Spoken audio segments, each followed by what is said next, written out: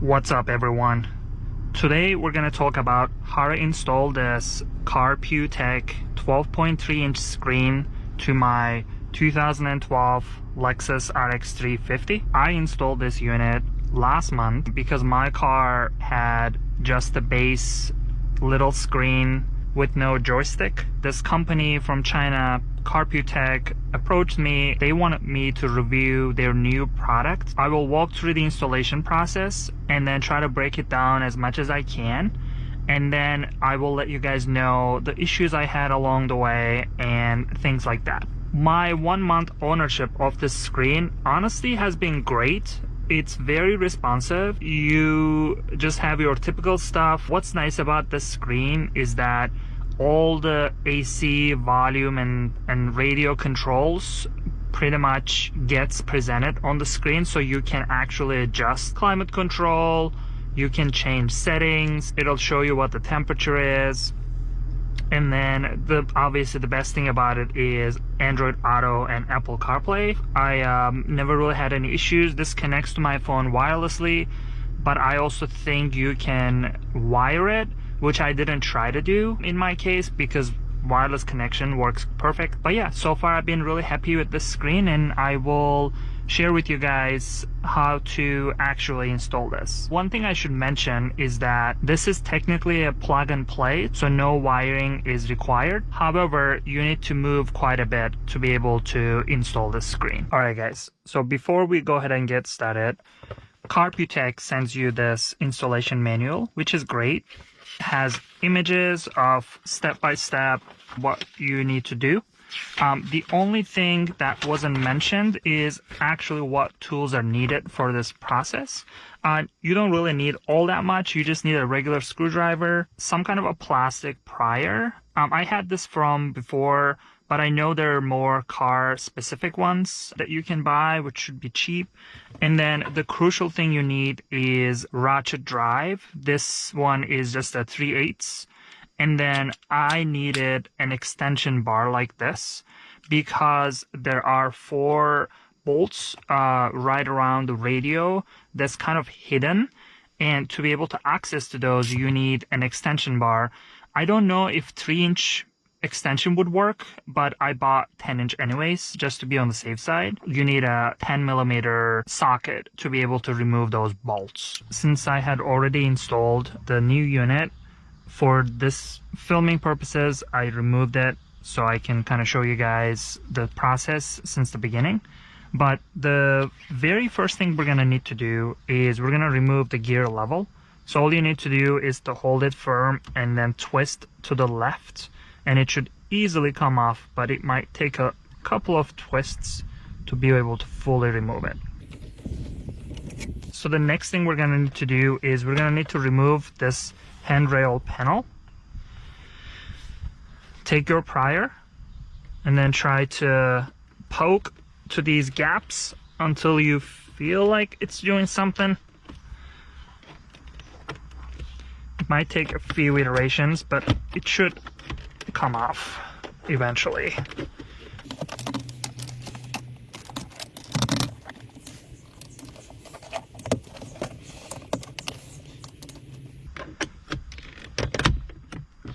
Alright, as you can see, this side panel came off already.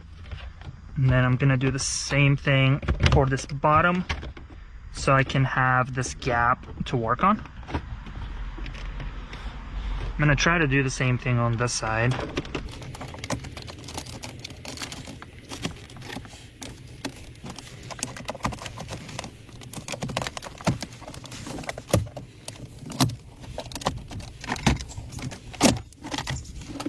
Slowly coming off.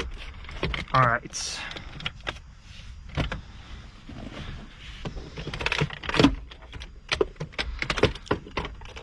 Since I'm already in that area, I would go ahead and try to install my new joystick here. For that, I need to remove this part.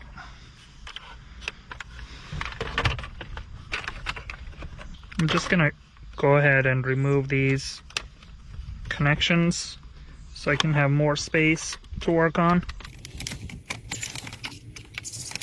And then I'm not really worried about putting them all together because it seems like everything should be unique. Like when you try to connect it back, everything should just snap in to the spot where it needs to go.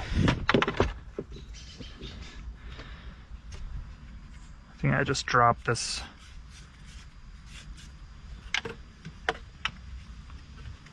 controller in the back side of it. I'll put it back later. Alright, so now I have access to this storage right from here. I'm guessing I'll probably need to remove this whole thing.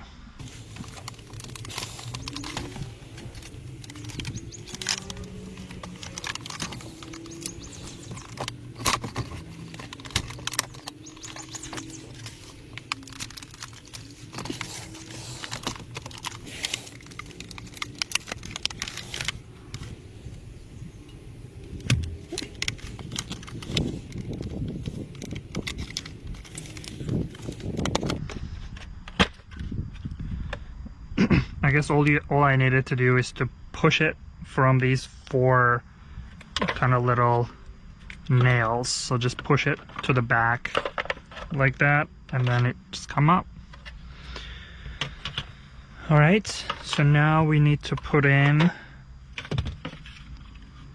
the joystick. Hopefully it fits well. Yeah, fits right in. It is pretty crazy how much build-up gets collected right over here. This car is a 12-year-old car, and yeah, you can see the history right here. Alright, I got the side panel off. That was pretty easy. I'm gonna try to do the same over here. This thing needs to come off.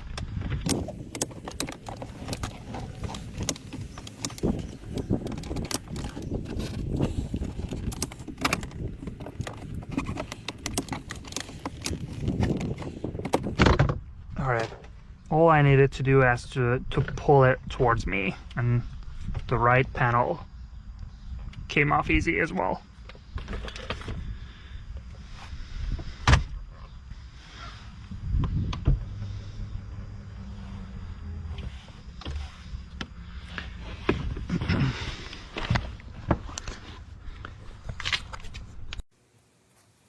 Now I will show you guys how to find those 2 bolts on the side of this radio. So you kind of like move this side panel bit to the bottom, and then you will see 1 bolt right there. So to see the other bolt, so that's 1 right here, you have to like look at it from the bottom, and that's the other one. The bolts on the right side are a little bit easier to locate. I already removed 1, so it's right there. There's your 1, and then the other one is right over there. So you have to tilt your head to be able to see them. Once you remove these 2 bolts on this side and this side, this whole gray radio unit should come off, but we still need to do some prying for that to happen. So I'm gonna grab my prying tool and then sort of start going through these gaps and loosen it up a bit from the top as well.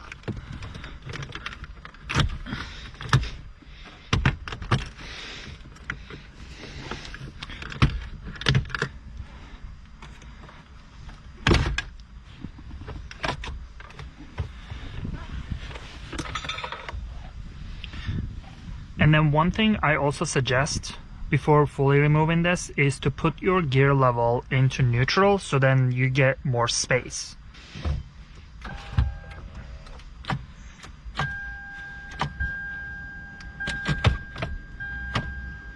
There we go.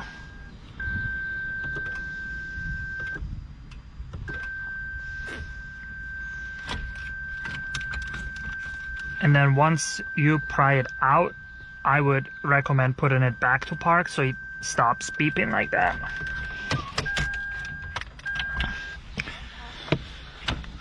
All right.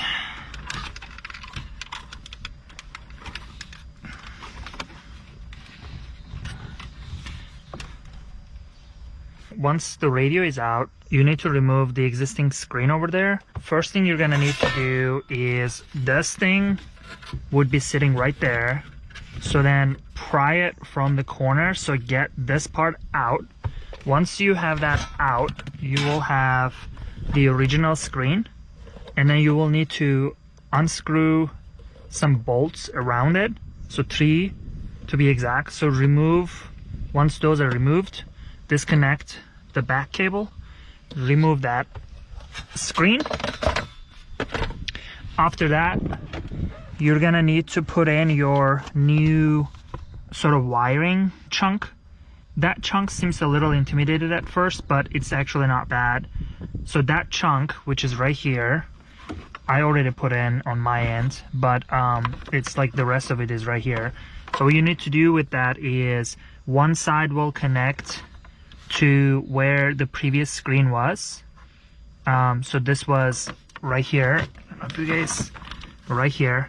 So this is from my new connector, connects to the old screen connector right here.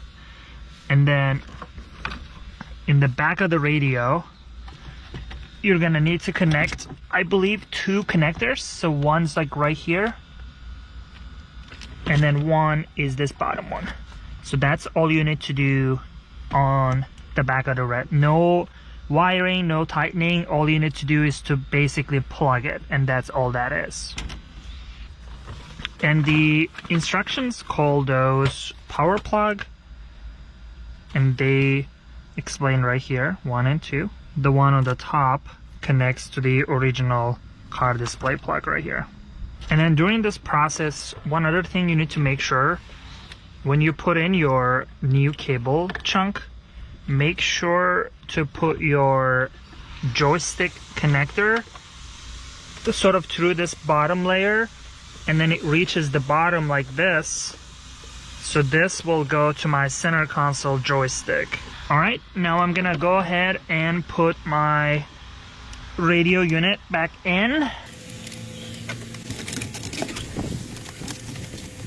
Might need to put my shift gear into neutral again.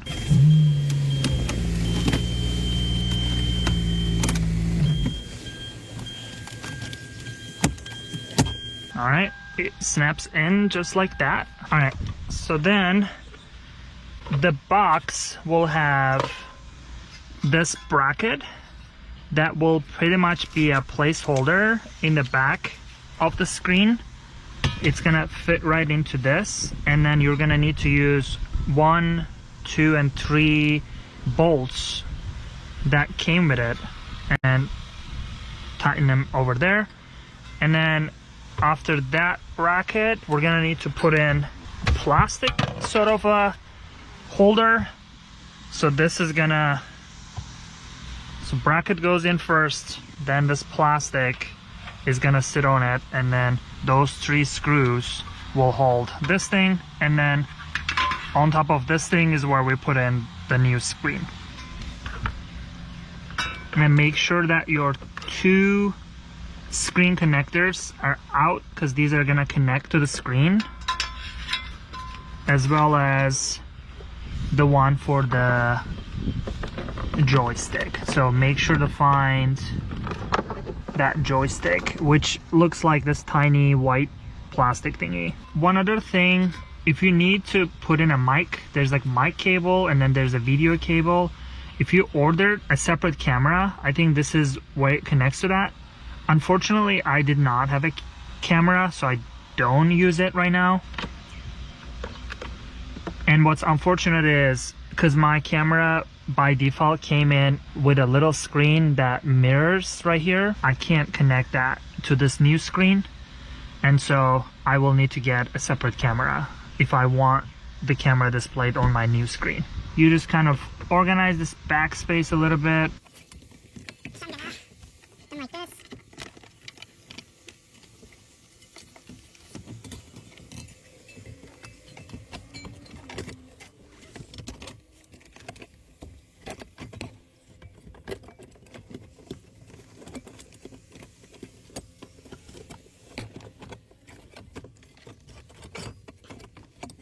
The metal bracket fits pretty well.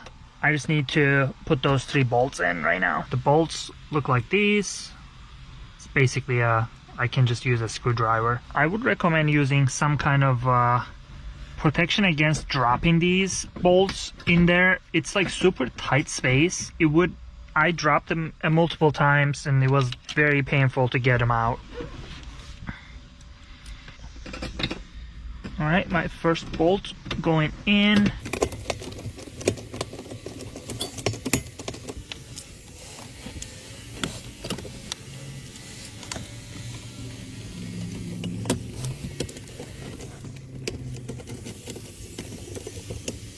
All right, and my last one should fit right over here.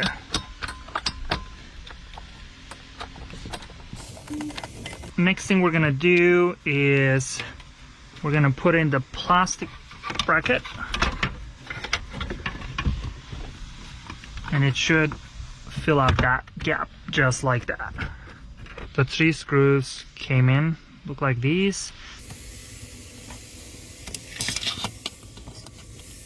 Once the plastic bracket is stable, we're gonna connect those 3 things to the back of the screen.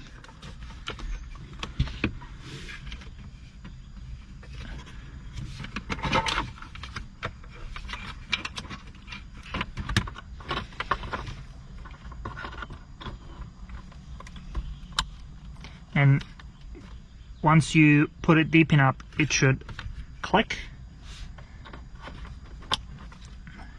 And then the last one, again for the joystick.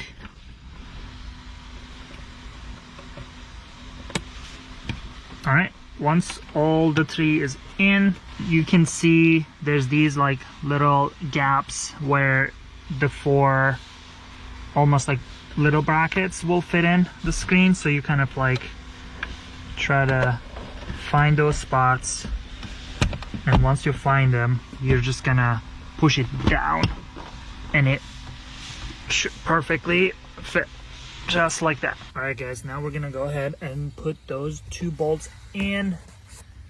Like I mentioned, I would recommend putting some kind of a towel to close those gaps, so once you try to put the bolts in, they don't get lost.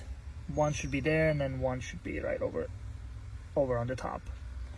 So go ahead and grab your extension bar and then try to reach there with your bolt. All right guys, once you put in those 4 bolts on the sides, next thing you want to do is put the side panels that we removed. So this was the big one that goes to the right hand side, and I believe it's gonna fit like this. So all we need to do is push it in and it fits just like that. And then the other one, which was like a little rectangle, this should go here. I need to figure out exactly how it fits. I think this is how it was.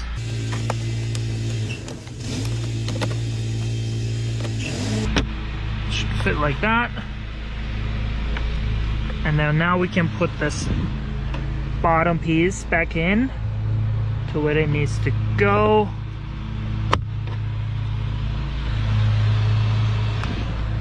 Again, you just clip it back in, and that's all you need to do. Now the only thing that we have left is the center. I'm gonna put the cables back in, and then we need to remember to put in the joystick cable, which is new, this black one.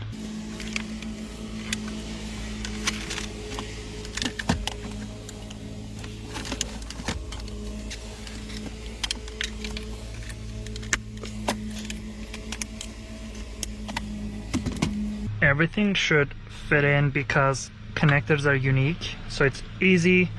I just need to remember to put in my vent controllers that came off, and then connect that one as well. All right, so then I think we just have 2 left. This guy should go up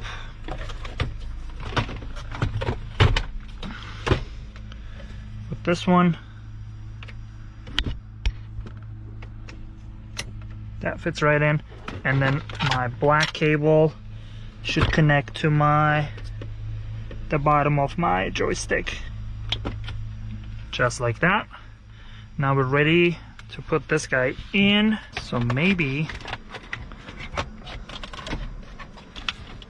this vent piece needs to come in later. I'm gonna connect that one later.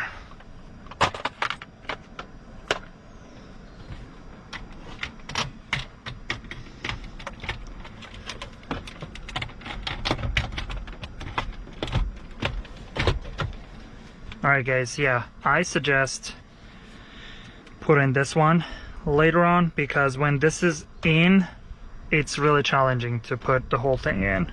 So I would save this last. Now we're gonna go ahead and clip everything in. Should fit nicely. You should kind of pressure on the sides and make sure. And then lastly, this piece right here. There we go.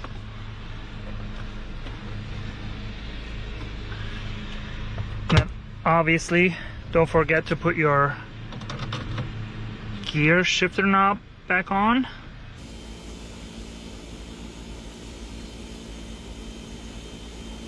That's how you install Carputech infotainment system for Lexus RX 350.